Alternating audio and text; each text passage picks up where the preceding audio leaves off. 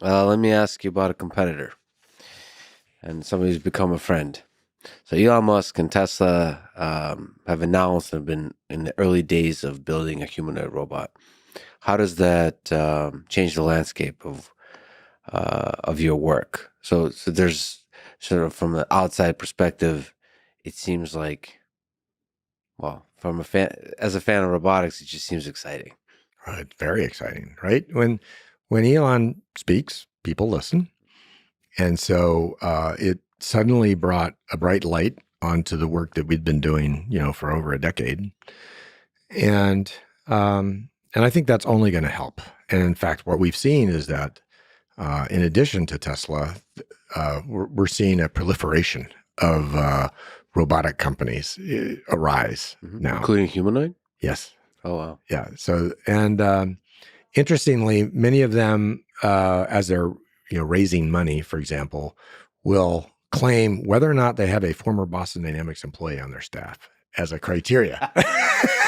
Yeah, that's true. That's I would do that as a company, yeah, for sure. Yeah. So And shows you're legit. Yeah. yeah. So you know what? It has brought tremendous validation to what we're doing and excitement. Uh, Competitive juices are flowing. The whole thing. So it's all good.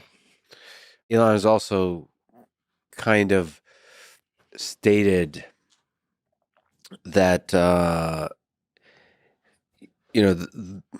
maybe he implied that the problem is solvable in the near term, which is a low-cost humanoid robot that's able to do that's a relatively general use case robot.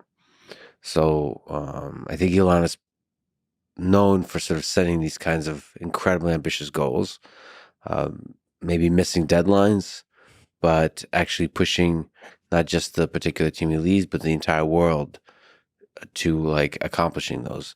I mean, do you see Boston Dynamics in the near future being pushed in that kind of way, like this excitement of competition, kind of um, pushing Atlas maybe to do more cool stuff, trying to drive the cost of Atlas down, perhaps? Or I mean, I guess I want to ask if there's some kind of exciting uh, energy in Boston Dynamics due to this a little bit of competition. Oh yeah, definitely.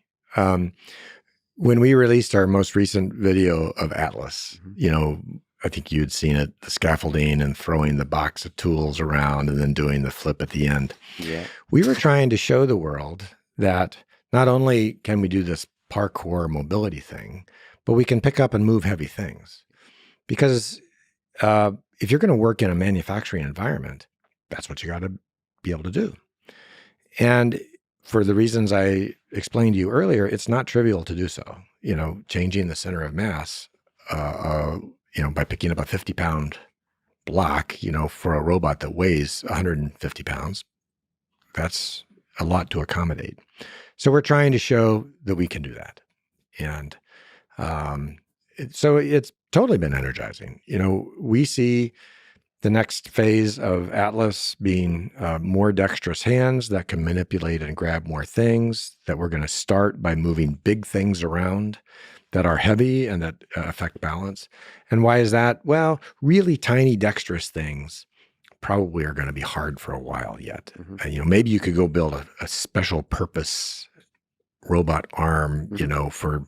for stuffing, chips into electronics boards. But we don't really want to do really fine work like that. I think more coarse work where you're using two hands to pick up and balance an unwieldy thing, maybe in a manufacturing environment, maybe in a construction environment. Those are the things that we think robots are going to be able to do with the level of dexterity that they're going to have in the next few years. And that's where we're headed. And I think, and Elon has seen the same thing, right? He's talking about using the robots in a manufacturing environment. We think there's something very interesting there about having a two-armed robot, because when you have two arms, you can transfer a thing from one hand to the other. You can turn it around. You can reorient it in a way that you can't do it if you just have one hand on it. And so there's a lot that extra arm brings to the table. So I think in terms of mission, you mentioned Boston Dynamics really wants to see what's the limits of what's possible, and so the cost comes second, or it's a component, but first figure out what are the limitations. I think with Elon, he's really driving the cost down. Is there some inspiration, some lessons you see there, of the challenge of driving the cost down, especially with Atlas, with a humanoid robot? Well, I think the thing that he's certainly been learning by building car factories is what that looks like. Yeah. And scaling. By scaling, you can get efficiencies that drive costs down very well. And the smart thing that they have in their favor is that they know how to manufacture, they know how to build electric motors, they know how to build computers and vision systems. So there's a lot of overlap between modern automotive companies and robots. But hey, we have a modern automotive company behind us as well. So bring it on. Who's doing pretty well, right? The electric vehicles from Hyundai are doing pretty well.